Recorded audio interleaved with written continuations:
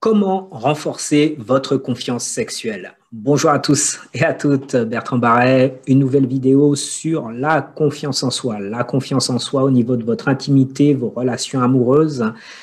Et le sujet du sexe, du sexe peut être quelque chose de fortement bousculant et donc ça peut secouer votre vie lorsque sexualité rime avec tabou, avec négativité, avec peur, angoisse.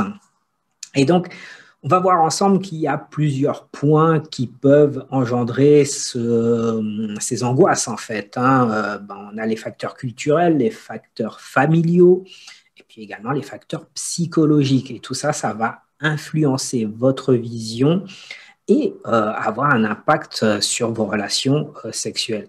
Et lorsque vous êtes célibataire, ça va vous empêcher d'aller à la rencontre d'un ou d'une partenaire.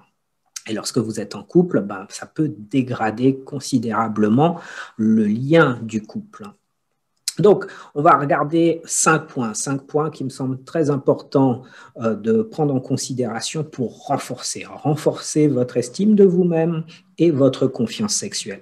Juste avant, je vous invite d'ores et déjà à liker cette vidéo, à vous abonner à ma chaîne YouTube et à cliquer sur la petite cloche pour recevoir régulièrement de nouvelles vidéos. Alors, la confiance en soi, ça s'acquiert au fur et à mesure dans le temps.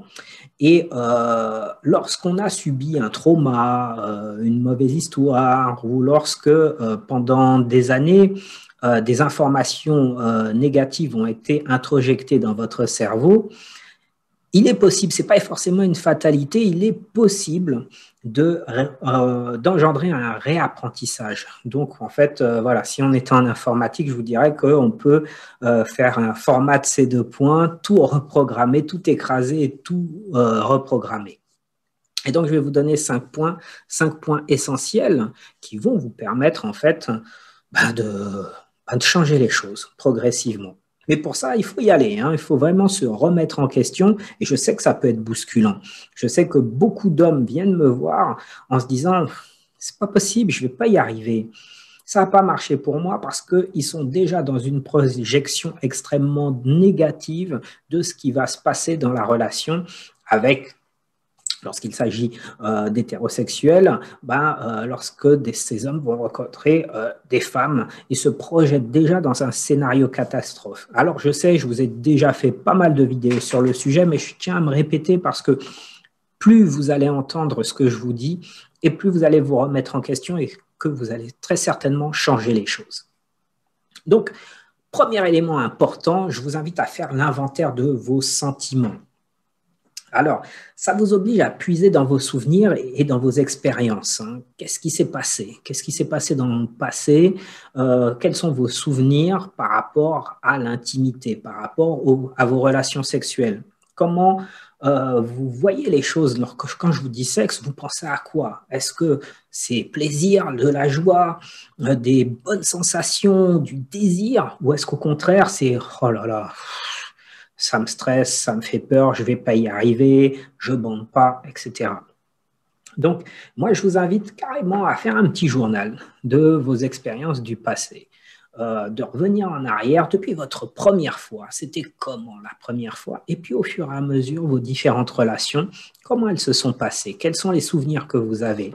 Et vous allez identifier est-ce que c'était bon? Comment était l'acte sexuel? Dans quelle mesure? Dans quel état d'esprit vous étiez? Et puis peut-être comparer le moment où c'était vraiment top et le moment où c'était vraiment down. Alors je sais, ça peut devenir inconfortable. C'est pas grave. Si vous n'êtes pas en capacité de tenir un journal, essayez de faire le point avec un professionnel qui va justement vous permettre de revenir en arrière et de prendre le recul nécessaire. Parce qu'effectivement, il y a peut-être des mauvais souvenirs qui vous font perdre confiance. Donc, première chose, votre vision et l'inventaire de vos sentiments. Point numéro 2, apprenez à vous connaître à un niveau plus intime. L'une des meilleures façons de renforcer votre confiance sexuelle est d'apprendre ce que vous aimez et ce que vous n'aimez pas. Et donc, pour ça, Il faut être honnête, il n'y a pas 36 manières de faire les choses. C'est d'apprendre à vous connaître vous-même, en fait. Au niveau intime, donc par le biais du toucher, avec une meilleure relation avec vous-même. Qu'est-ce qui vous plaît? Qu'est-ce qui est agréable pour vous? Qu'est-ce qui est moins agréable pour vous? Ça va vous donner une meilleure connaissance de vous-même et une meilleure confiance en vous. Parce que quand vous savez ce qui vous plaît, ce qui ne vous plaît pas, vous êtes en capacité à ce moment-là de dire oui, je préfère ça ou non, je préfère pas ça. Et si vous avez des difficultés d'érection, par exemple, vous êtes en capacité de partager les choses avec votre partenaire et dire j'aimerais bien recevoir ça de ta part ou ça me fait plaisir. Et vous pouvez formuler des demandes. Mais si vous ne vous connaissez pas et en plus de ça, vous rajoutez une couche de négativité, tout est bloqué. Donc, apprenez à vous connaître. Point numéro 3, apprenez à communiquer honnêtement sur la sexualité au préalable avec votre partenaire. Si vous êtes en couple, je vous invite vraiment à ouvrir le sujet de la sexualité. Vous savez que je suis thérapeute de couple, je me rends compte de plus en plus qu'il y a beaucoup de couples qui ne parlent pas de sexualité. Et pour moi, le couple, c'est vraiment 3 éléments très importants. 1, l'attachement l'un vers l'autre. 2, le romantisme, faire en sorte que le jeu de séduction perdure dans le temps. Et 3, la sexualité. Et ce 3e point est souvent bloqué parce qu'on n'en parle pas. Les couples n'en parlent pas, n'échangent pas, c'est tabou, il y a de la gêne. Et pourtant, ils se retrouvent au lit tous les soirs. Mais quand il y a un frein, quand il y a une difficulté, quand il y a des hésitations, il n'y a pas d'échange sur le sujet. Et je pense que c'est vraiment dommage. Donc, je vous invite vraiment, pour une meilleure compréhension de vos besoins, de votre corps, pour prendre en compte votre vécu, vos antécédents, parler avec votre partenaire, c'est important. Donc, pour pouvoir exprimer justement ce qui vous plaît, ce qui ne vous plaît pas, ce que vous désirez, ce que vous ne désirez pas, comment vous aimez toucher, être touché et comment vous aimez toucher. Mais il faut qu'il y ait un échange, il faut qu'il y ait une relation et bannir tous les éléments liés à la honte, liés aux difficultés et avec qui vous pouvez être en plus grande sécurité qu'avec votre partenaire. C'est très important de prendre ce temps d'échange, vraiment, pas forcément au lit et pas forcément avant l'acte, mais pendant une période où vous parlez de cela, ça va être un vrai plus pour vous libérer. Donc, je vous invite vraiment à communiquer et à renforcer la relation en parlant de sexe.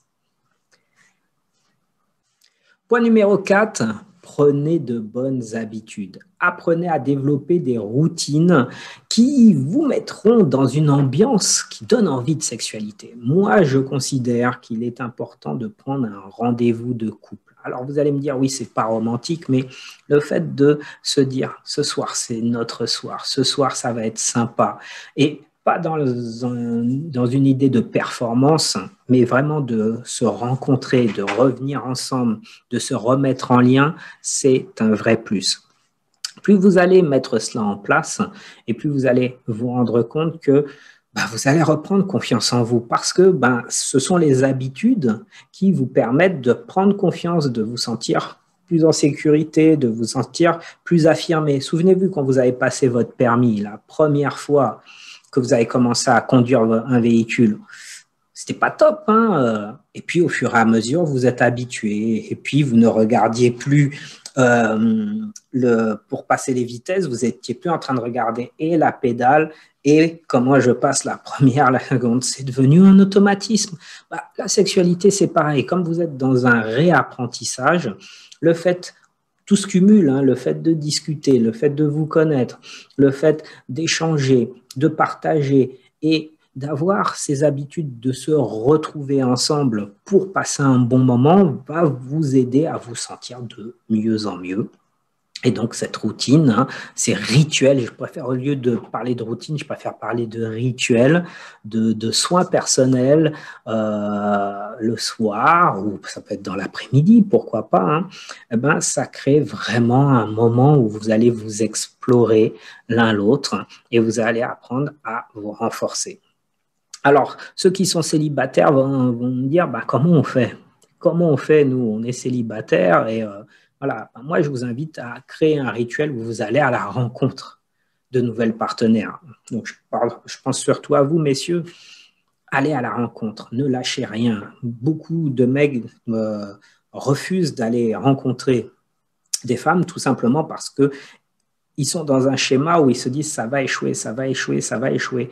Donc, à force de le dire, bah oui, ça échoue. Vous réalisez vos peurs, vous créez vos peurs. Et ça, c'est extrêmement négatif. Donc, je vous invite à aller à la rencontre de femmes, non pas pour forcément aller vers l'acte et la pénétration, mais simplement dire je vais passer un bon moment avec une femme et si possible, ben, je vais tenter de lui donner un maximum de plaisir. Ça, c'est dans vos cordes. Même si votre érection n'est pas là, même si elle n'est pas présente, vous êtes en capacité de donner du plaisir.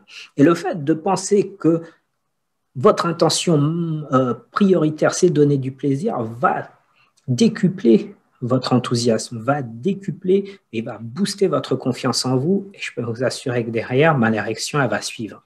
Elle va suivre si vous êtes en bonne santé physique, bien sûr. Et sinon, comme je le dis toujours, allez voir votre médecin. Mais ça, vraiment, allez-y. Prenez un rituel, allez à la rencontre, voilà, de votre partenaire régulièrement, que vous soyez en couple ou que vous soyez célibataire. Point numéro 5, projetez-vous positivement. Beaucoup d'hommes se font des projections, mais wow, super dark, super sombre, ils se voient perdre en position d'échec constamment. Je ne vais pas y arriver, je ne vais pas bander. Ils sont focalisés sur leur érection et du coup, je ne vais pas y arriver, ça ne va pas marcher. Elle va me rejeter. Alors, soit ils ont subi effectivement des réflexions qui les ont touchés, soit ils ne se sentent pas du tout en sécurité.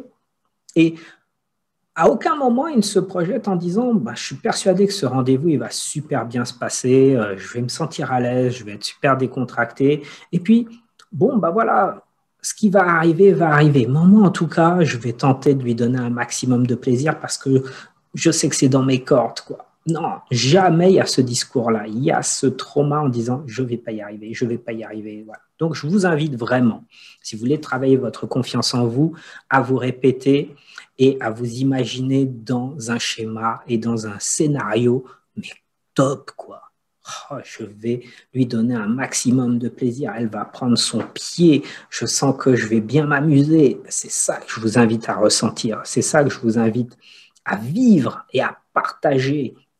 Donc, regardez-vous dans la glace et dites-vous, tu vas assurer, tu vas prendre un maximum de plaisir et surtout, tu vas lui donner un maximum de plaisir. C'est dans ce scénario et ce sont ce type de scénario que vous devez mettre dans votre esprit pour renforcer votre confiance en vous.